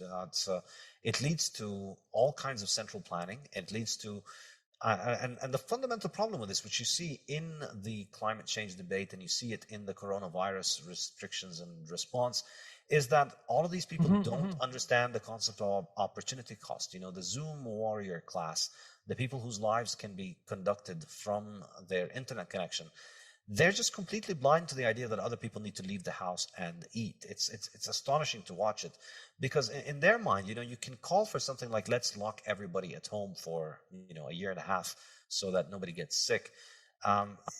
Except for being locked at home. Yeah, well, of course, if you don't think about the downsides of thing, then it's a brilliant idea. Everything is great if you just ignore the downsides. And that's essentially what governments can afford to do, because they don't have the market's discipline to essentially correct them. And that's what Bitcoin brings. Well, the discipline is exactly the lack of discipline is exactly, so we could depersonalize this to some degree and think about it as a technical problem, right? Is that as you stack up intermediaries between the producer and the consumer, because the signal is degraded, the responses aren't going to be accurate reflections of what's necessary in the environment.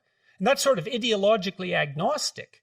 What you derive from that is you want to set up systems where those intermediaries don't exist, because then the signal isn't corrupted and we can act properly in concert with the dictates of the genuine environment. Yes, exactly. And in fact, I begin the second section of my Fiat standard books called Fiat Life. It begins with this idea that all living things face this natural order of the world in which they need to produce more than they consume in order to survive. There's just every cell, every animal, every plant needs to do this. They're constantly working. Or they die. Or they die, exactly. And the only exception to this is essentially the Fiat human. Because they don't need to produce, because they can just live off the money printing that comes from them from above. And so I think we've had an enormous section of the population that is not used to the concept of productive work. It's destroyed the concept of the moral imperative of work as service to others, when you take away the fact that work is also the only way to eat. When work becomes optional, it becomes much easier to philosophize it away and philosophize duty and responsibility away. And that's, I think, what Fiat does. And you combine that with the fact that it raises time preference, because it discourages provision for the future and it discourages people to think a lot of the future. And you can see that a lot of the problems, a lot of the pathologies of the 20th century, I think, have their root in highly inflationary fiat currency. A couple of objections to Bitcoin, let's say. It's not easily usable. Like, I can't just go to the store and buy something with Bitcoin. It's not easy. And I don't see that improving very radically. Now, maybe it's a store of value and there will be systems built on top of it that make those sorts of transactions possible. So, but maybe you could address that. You just brushed over the issue of the multiplicity of cryptocurrencies, but you made a very telling statement there, which was, you said all of them, people have tried to make Bitcoin variants and they all failed. All the other cryptocurrencies are more like companies, and so they have someone centrally involved. And so why are people like Elon Musk, for example, interested in coins like, it's the Dogecoin? Is that do only good every day coin? Is that it? And it was sort of a parody coin to begin with, as far as my limited understanding enables me to. So Bitcoin isn't that usable. That's a problem. Why shouldn't we just be skeptical of cryptocurrency as such, given the multiplicity of cryptocurrencies? So in terms of the usability, I think the reason that you don't use Bitcoin currently to buy things from your shop is not the technological use issue. It's simply the liquidity issue. It's the fact that for the vast majority of people right now, overall, the money balances over the world, Bitcoin constitutes somewhere in the range of 1% of the world's money balances. So the odds that you are going to be trading with somebody who has enough Bitcoin that they are willing to take the other end of the trade, let's say you want to buy a sandwich, and they're willing to accept some extra Bitcoin to add it onto their balance sheet, is very low, because most people have zero Bitcoin and most people haven't heard of Bitcoin.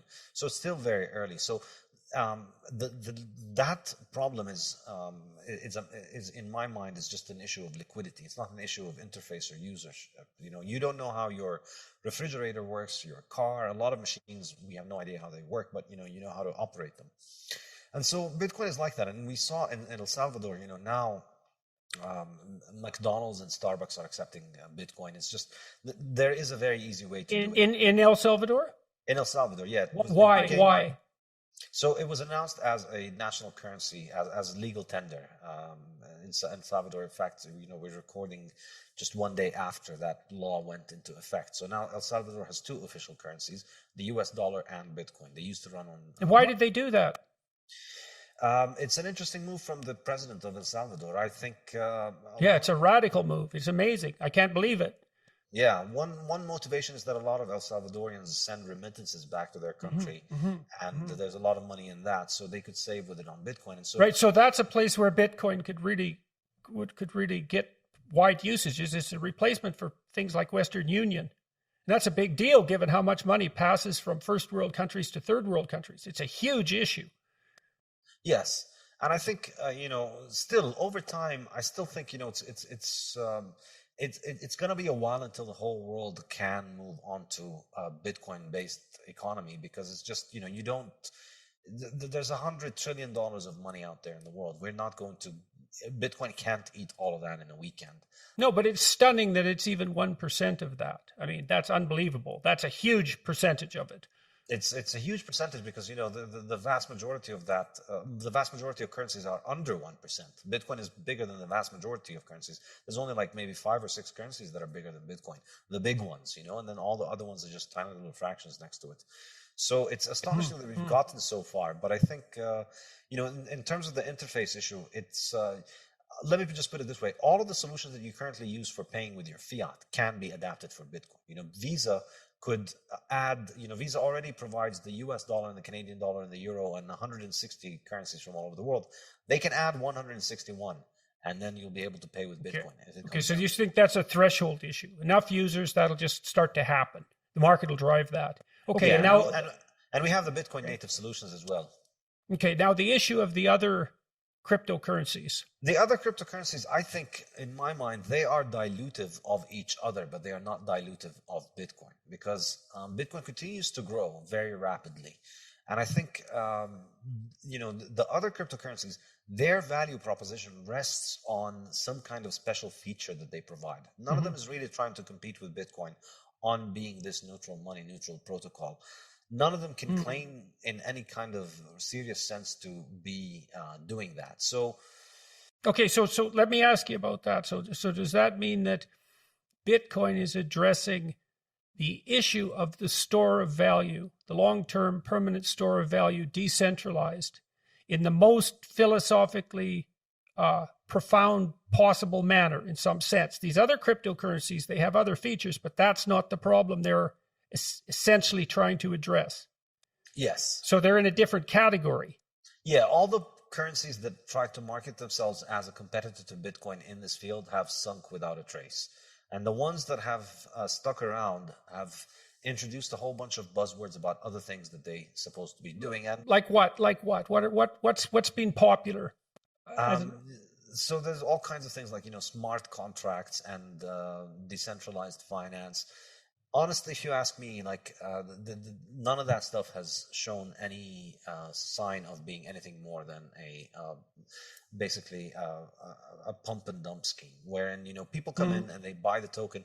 There's a story, there's a story about how this thing is going to be used for. There was talk about betting markets and smart contracts and real estate on the blockchain, and now they're putting pictures on the blockchain, and they're selling art on the blockchain. And all of these fads come and go, but ultimately, none of them needs its own monetary system in order for it to function. And I think the accurate interpretation here is that these things are just monetary systems that have a side story that they're selling you about what their applications is. But nobody's really buying them in order to buy these applications, because they don't really perform anything that Bitcoin cannot do, or that any kind of real world use case. It's just people are buying these currencies and they're speculating on the price, and the value of all of these currencies is going up because we're starting from a very small level. However, I think the distinction is that in the long run, these currencies need to continue to invent new stories and to continue to invent new narratives to continue to drive more attention to them. But whatever story you invent in your currency, there will be other currencies that will come and invest in promoting this in a better way. So I think they are dilutive for each other, because whatever value proposition you have, let's say our blockchain network does the best smart contracts. Well, what's stopping somebody else from copying that? There's nothing that you can't copy about it. They can just move the same thing and start another network that does it. Right, which is essentially the equivalent of printing money. It's the electronic equivalent of printing money in that currency. Exactly. And so I think, maybe this speculative game will run long, but ultimately altcoins are easy money because they individually, you can increase their supply. There's a group of people that can sit down and change the money supply for all of these coins. And that's the case with, the second biggest currency after Bitcoin. They've changed their monetary policy 6 times maybe since creation. And that's which platform? Ethereum. Right. And yeah. So they've changed the monetary supply. So they could change it in any case. And, if anything tells us is that there's always reasons why you want to print money. So there will come times in which you're going to need to print money and there will be pressure. And they did go through a case where, somebody hacked somebody hacked one of their contracts, took a lot of money out of it from the people that were pretty influential in it, and they did roll it back. They effectively essentially ran an admin move where they froze everybody's account. Well, not exactly froze, but they reversed the transactions in order to secure their own. They reset the day. Exactly. So that's the best competitor when it comes to Bitcoin. So none of them can really establish the scarcity. So for me, in the long run, I would not recommend. I don't feel comfortable recommending any of this. Of course, you can make money in the short run. There's a lot of fluctuation, but in the long run, these things continue to make more, and the supply continues to increase. And you need a base of people that continue to hold them for the long run in order for the value to stay in them. And I don't see any compelling narrative for people to want to store serious value in these currencies in the long run. And I don't see that they could trust it because of the fact that it can be increased. And I think it individually can be increased, but collectively, all of them, you're constantly making new currencies that trading on this novelty. So the market for novelty, the demand for novelty, even if it's larger than the demand for the store of value of Bitcoin, is getting dissipated at all of the extra inflation of all these novelty coins that are being added every year.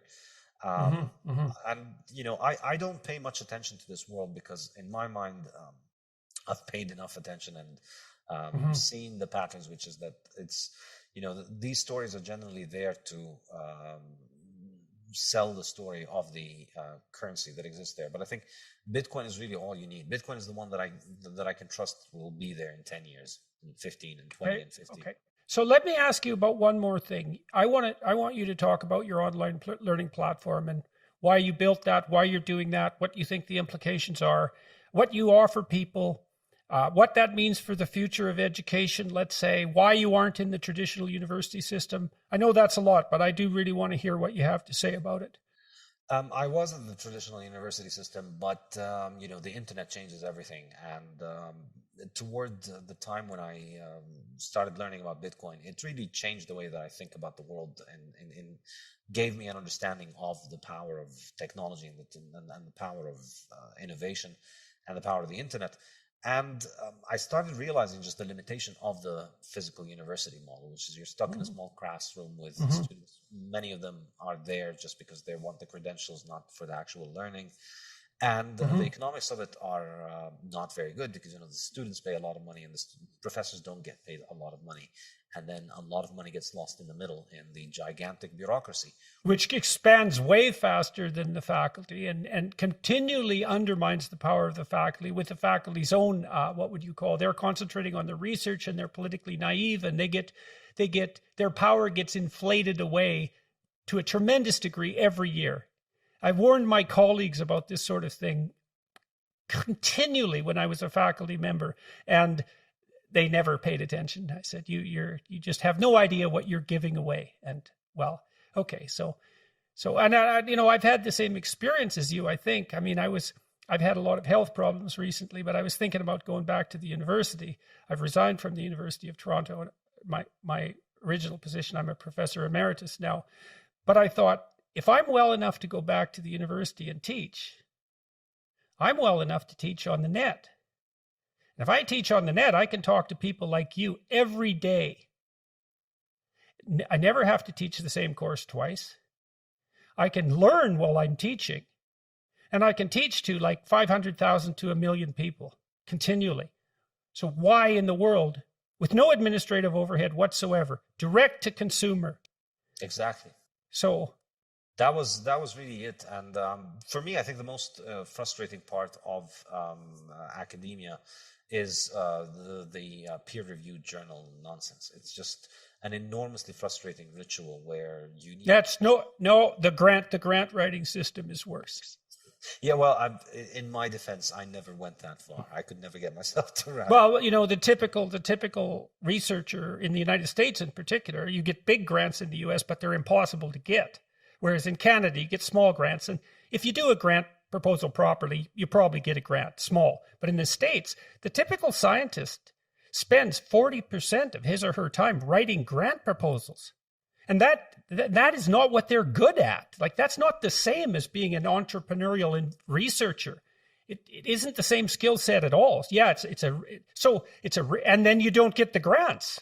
Yeah, and in particular, teaching is massively, massively undervalued in the modern university. Your university hires you mostly for how many publications you can get. No. Now it hires you mostly for the quality of your diversity statement. No, I'm not kidding.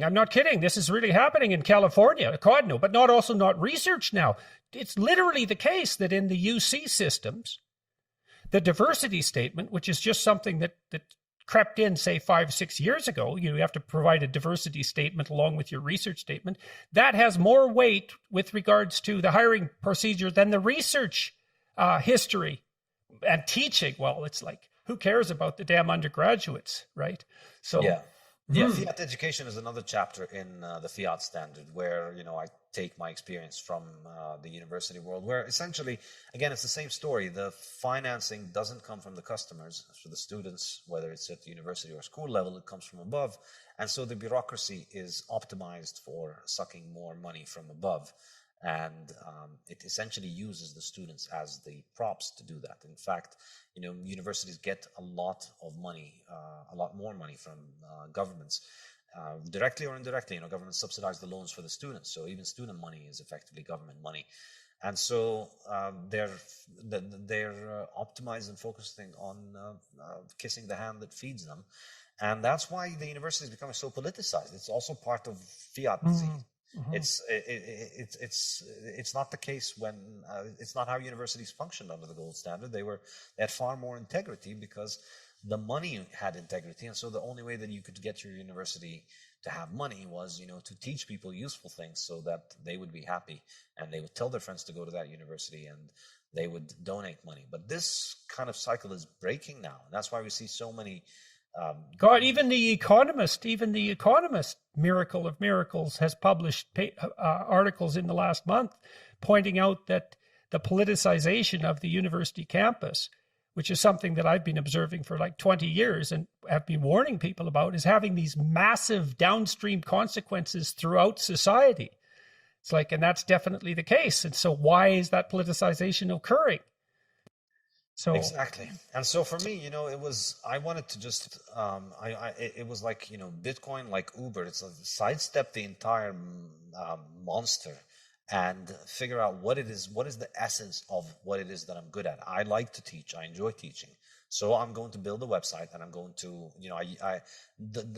writing the Bitcoin standard was what allowed me the courage to take this move. And I regret not doing it earlier. But once I had a little bit of a global audience that I could follow, I could teach many more students than I could teach in a physical classroom. Mm-hmm. Were much more interested. And, this is what I learned from Austrian economics. You want to follow the place where you're able to create more value. That's what you need to follow. So people seem to like what I was doing online. And so I thought I'm going to try and figure it out. So how long has this been? Yeah. How long has it been in operation? That's Saifedean.com. Saifedean.com, yeah, it's 2 years now. I've had it running for, just turned 2 years a couple of weeks ago. I didn't make a big deal. Well, congratulations. So tell me, like, what size audience are you serving? How is it growing? What have you learned? How are you generating revenue? The first couple of years I've focused on building rather than getting a bigger audience. I've made it a little bit more, it's mainly focused on, my audience on Twitter. They're the ones who sign up. I haven't promoted it widely. I haven't done any advertisement. I haven't raised funds. I've been focused for the first couple of years on just learning how to do the courses online and to putting the courses online and focusing on the topic itself, how to make an actual online course rather than marketing this and growing it, and also writing my 2 books. So it's like the platform for me to intellectually stimulate myself and discuss things with students as I write the book. It was enormously valuable for me to writing the book. And it's, I remember in the university, the teaching process is something that gives you the ideas for writing. And I wanted to make sure that I had that as I left the university. I didn't want to just write. I wanted to have seminars where I discuss things. So I have 2 live seminars every week with members of Saifedean.com. Twice a week, we get together and we discuss my books, my work, my courses, Bitcoin in general, Austrian economics, and all kinds of other issues.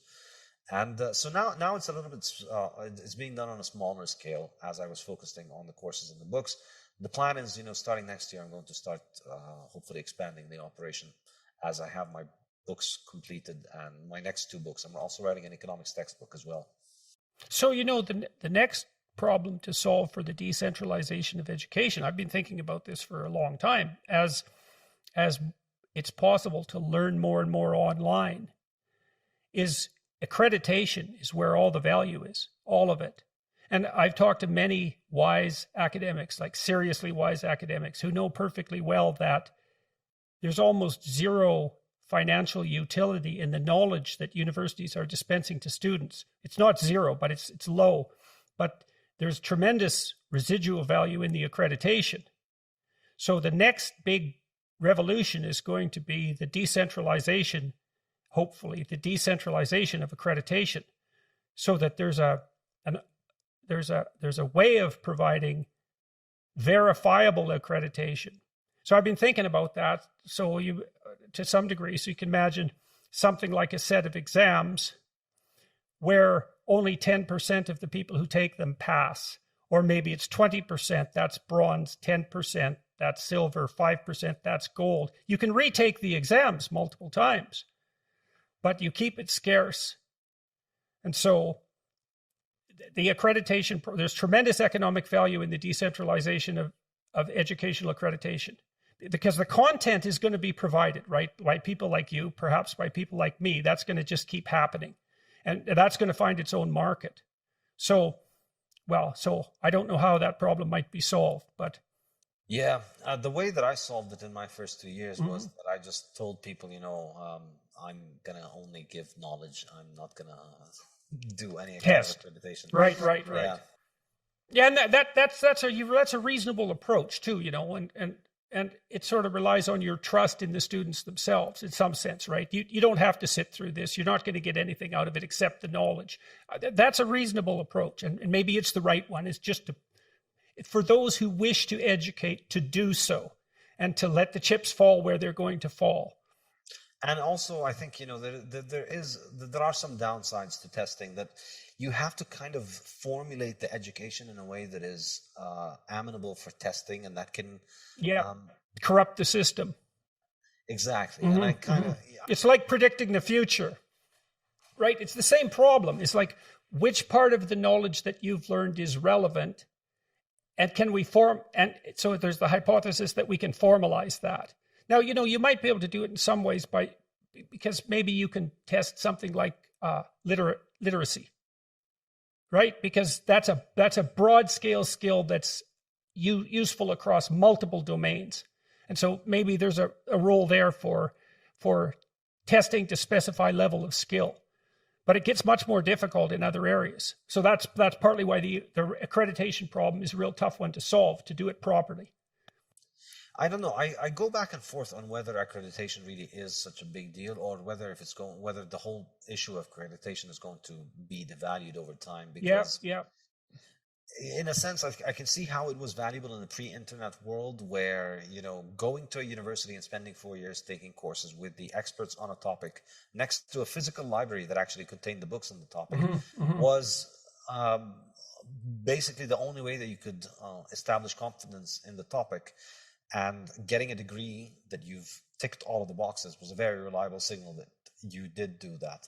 But now, the knowledge is all out there, and the people looking to hire you are becoming increasingly practical and increasingly specialized about what they're looking for. It's not that big of a deal whether you have a degree in all those fascinating topics that you learned about. Can you build a mousetrap that catches mice? Right, exactly. So that might mean that the accreditation problem is actually downloaded to the people who consume the students, so to speak, right? And that's the people who are doing the hiring. I mean, the hiring people have a tough job, and they were using accreditation as a shortcut to doing their job properly, relying on the institutional validity of the universities to select the proper students. And universities were basically doing that on the basis of making it difficult to get into the universities and by proxy selecting people who had high levels of fluid intelligence. So basically, yeah. And it's becoming less and less valuable as a signal as knowledge becomes available everywhere. You don't need to go to a physical library, and you don't need to be next to the professor. You can download the lectures online, and you can discuss things with students online. You can recreate the entire university experience online, basically. Now, is it as fun as going onto a campus? Well, no, but when you think about the difference in costs, you could learn an entire undergraduate degree for a couple of $100 online. Think about all the extra money that you save and all the extra time that you save. And then think about how much fun you could have with that. That's when it becomes a fair comparison, I think. Well, look, that was great. I learned a tremendous amount. You really made me think. You cleared up a lot of the questions I had about cryptocurrency and about Bitcoin. I understand how it functions better. Some of it was absolutely fascinating, like that idea that you can monetize energy production in areas that wouldn't be able to ship the electricity to market. That's absolutely mind-boggling. It'll take me like 5 years to think that through. And it seems to completely contradict the idea that Bitcoin is a waste of the world's resources, right? It's a complete opposite if this monetization idea is actually true. So that's really, really, really interesting. So yeah, that was great. I'd like to talk to you again at some point. So we'll see how people respond to this and what sort of questions they have and what sort of things they might like us to discuss. But I really enjoyed the conversation. So thanks a lot for all that. And good luck with your book. Your new book. So that new book, so everyone remembers, the two books are the Bitcoin Standard and the Fiat Standard. And you're going to learn a lot by reading those books, an awful lot. I learned a lot about the Austrian School of Economics too, and about its fundamental philosophical differences, and that was really useful to me as well. So lots of pieces fell into place. The sign of a good conversation when that happens. So. Thank you. Thank you very much. It was an absolute pleasure as well. I enjoyed talking to you very much, and I hope we do it again.